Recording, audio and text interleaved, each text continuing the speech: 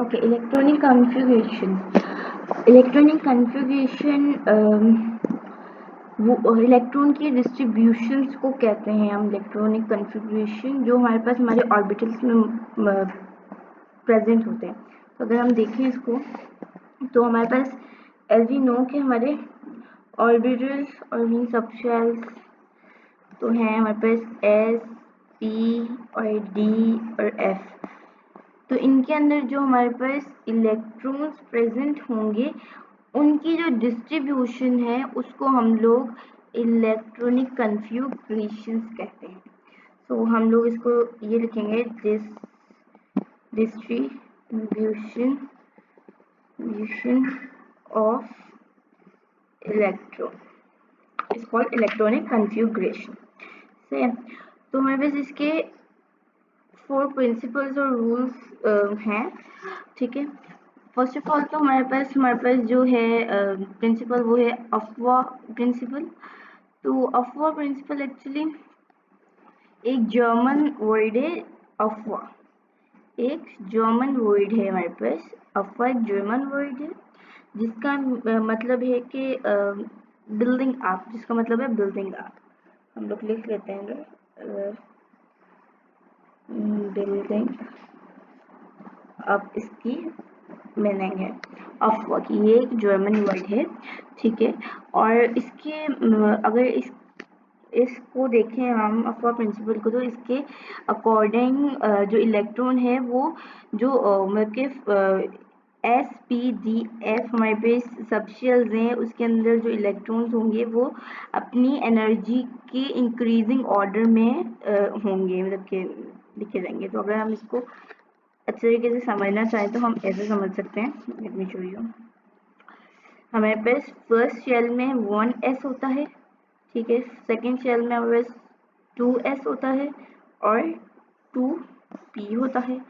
Third में हमारे पास 3s होता है, 3p होता है, 3d होता है। अगर 4 की बात करें तो 4 में हमारे पास 4s होता है, 4p होता है और 4d होता है, सॉरी डी होता है और 4f होता है। तो हमारे पास 4 सबशेल्स हमने पढ़े हैं, लेकिन इससे आगे भी होते हैं, तो हम उसके आगे भी देख लेते हैं।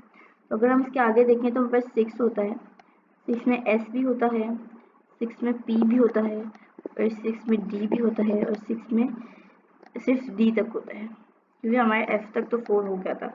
फिर अगर हम इसको देखें 7 सॉरी 5 होगा, मैंने 6 लिख दिया गलती से, सॉरी। इसको रेस करके 5 कर देते हैं। 5 सॉरी 5 5 5 5 एफ तक होता है, 6 सिर्फ उस तक होता है, 6 एस होता है, 6 पी होता है, 6 डी होता है सिर्फ। और अगर हम 7 का देखें तो हमारे पास 7 एस होता है और 7 पी होता है। आगे करना चाहें तो अगर हम इसको समझें तो सॉरी शो यू। अगर हम इसको समझना चाहें तो हम लोग इसको इस तरीके से समझ सकते हैं। हम निशान लग गया, एक आइकन मिल जाए, ठीक है। इसको हम इस तरीके से समझ सकते हैं कि इस एरो को देखेंगे, फर्स्ट ऑफ ऑल तो इसके अंदर एनर्जी होगी, ठीक है। फिर अगर हम देखेंगे तो हमारे पास सॉरी गलत निशान लग गया, इधर एनर्जी होगी। फिर हमारे पास ऐसे, फिर हमारे पास ऐसे, फिर हमारे पास 3D भी था हमारे पास, ये थोड़ा सा आगे पीछे हो गया मुझसे, ठीक है। ऐसे और फिर ये ऐसे, ठीक है।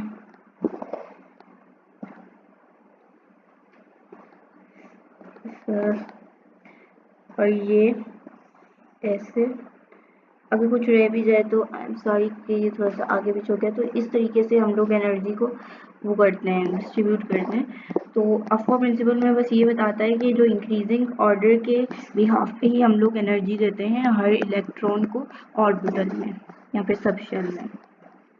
अगर पॉली की बात करें तो पॉली में एक्चुअली होता क्या है कि वो प्रिंसिपल है जो जिसके अंदर ऑर्बिटल्स में एटम्स जो होते हैं वो मतलब कि इससे हमें पता है कि एक ऑर्बिटल में हमारे पास 2 इलेक्ट्रॉन्स होते हैं, तो उनके जो चारों क्वांटम नंबर सेम नहीं होंगे, उनमें 3 सही होंगे और एक सेम नहीं होता, हमेशा ये होता है। तो अगर हम इसको एग्जाम्पल लें तो हमारे पास एग्जाम्पल इसका है 1s को ले लेते हैं, फर्स्ट को ले लेते हैं, तो let me show you. 1s को ले लेते हैं, इसके पास 2 हमारे पास इलेक्ट्रॉन्स होते हैं प्रेजेंट, तो इसका अगर हम n देखें, l देखें और m देखें और स्प्रिंग क्वांटम नंबर को हम s से डिनोट करते हैं, ठीक है। तो पहले तो हम फर्स्ट इलेक्ट्रॉन का देखेंगे, ठीक है, फर्स्ट और फिर सेकंड का देखेंगे। तो अगर हम देखें फर्स्ट इलेक्ट्रॉन का देख रहे हैं, ठीक है, तो हमारे पास n, तो हमारे पास हमें जैसे कि पता है n तो हमारे पास हमेशा 1 ही होता है, दोनों में 1 ही होता है, और l हमारे पास 0 होता है, m भी हमारे पास 0 होता है। हमने प्रीवियस लेक्चर्स में कवर किया हुआ है ये चीज़, ठीक है। और स्पिन क्वांटम नंबर की हमारे पास 2 वैल्यूज होती है, एक पॉजिटिव और एक नेगेटिव, हम इसको पॉजिटिव दे देते हैं, ठीक है। और अगर हम सेकेंड इलेक्ट्रॉन जो हमारा सेकेंड इलेक्ट्रॉन था उसकी बात करें तो इसमें ये 1 होगा, ये 0 होगा, ये 0 होगा, लेकिन इसकी जो वैल्यू वो नेगेटिव में आएगी, बिकॉज एक में जब पॉजिटिव चलेगी तो दूसरे में ऑटोमेटिकली नेगेटिव जाएगी, वो एक कांस्टेंट नहीं होती, लेकिन फिर भी अगर पहले में पॉजिटिव है तो दूसरे में नेगेटिव ही जाती है। तो इस तरीके से एक पॉली प्रिंसिपल हमें यही बताता है कि जो आप लोगों के पास ये होते हैं क्वांटम नंबर्स, उसके अंदर जो इलेक्ट्रॉन की होती है क्वांटम नंबर्स, उसमें 3 तो सेम होंगे लेकिन एक हमारे पास चेंज हमेशा होता है, तो ये हमें बताता है पॉली। तो अगर हम हेंस रूल पढ़ें तो हमारे पास हेंस रूल हमें बताता, अगर हम हेंस रूल पढ़ें तो हेंस रूल हमें बताता ये है कि जो ऑर्बिटल्स हैं उनकी जो सब शेल्स हैं उसमें जो एनर्जी प्रोसेस करती है, जो एनर्जी होती है वो सेम होती है। तो अगर हम बात करें हैं 3p की, क्योंकि एग्जैक्टली इसको डीजनरेटेड भी कह सकते हैं, डीजनरेटेड ऑर्बिटल्स का जो हमने प्रीवियस लेक्चर में पढ़ा है तो उसको ऐसे भी कह सकते हैं। अगर हम p की बात करते हैं, वेट लेट मी, अगर हम p की बात करते हैं 3p, तो हमें पता है कि 3px भी होगा, 3py भी होगा, ठीक है, 3pz भी होगा।